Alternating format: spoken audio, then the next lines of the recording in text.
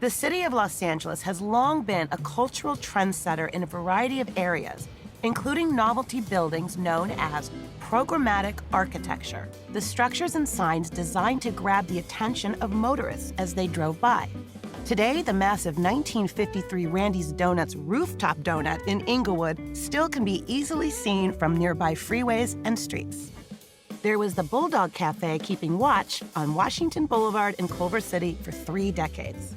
In Hollywood, you could buy a dozen roses in a flower pot or order a tamale to go inside a huge tamale.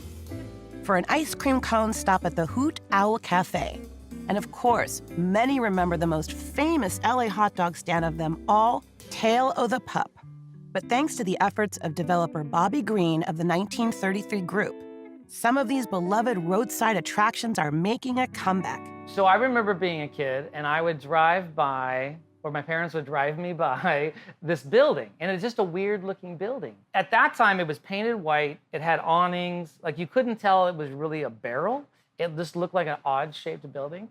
And I remember driving by it every year growing up in LA, for 20-something years. And it never changed. It was always just kind of falling apart. And it was falling apart until 2015, when Bobby took it over and refurbished the Idle Hour bar and restaurant to its original 1941 splendor. So Idle Hour is a giant whiskey barrel. And I was told that at one time there was about 12 barrel buildings in Los Angeles alone, and many more around the city.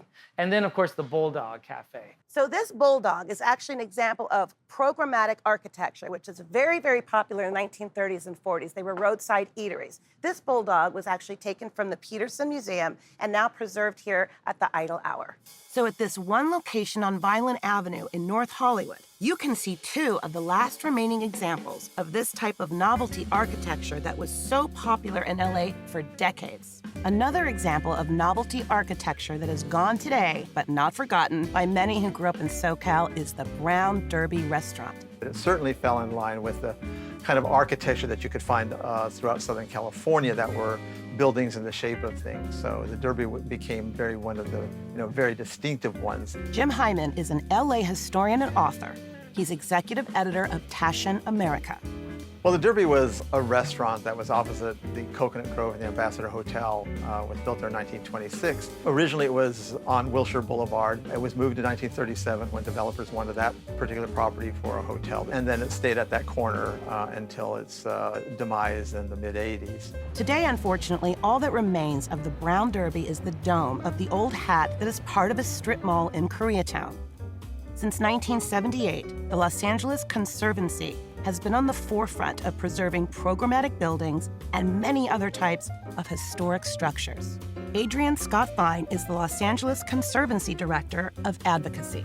Since we're losing so many historic buildings, so many old Hollywood destinations, and how important are they to Los Angeles, Hollywood, Southern California? You can't it's hard to even quantify that. They are the touchstones to our stories. And when they're at risk, we do everything we possibly can to make a case for them and save them and find somebody that will continue their life. One of those people is Bobby Green, whose next project involving programmatic architecture is sure to bring a smile back to SoCal. The next one is Tail o' the Pup. Tail o' the Pup was a hot dog stand shaped like a hot dog in a bun. Built in 1946, it served up hot dogs on La Cienega and later on San Vicente Boulevard until 2005 when it was put in a warehouse. I can't wait to put it back in LA for that 10-year-old kid who comes here with his parents on vacation. Because that's when I saw it. And I would go home with the memory of the Hollywood sign and the giant hot dog.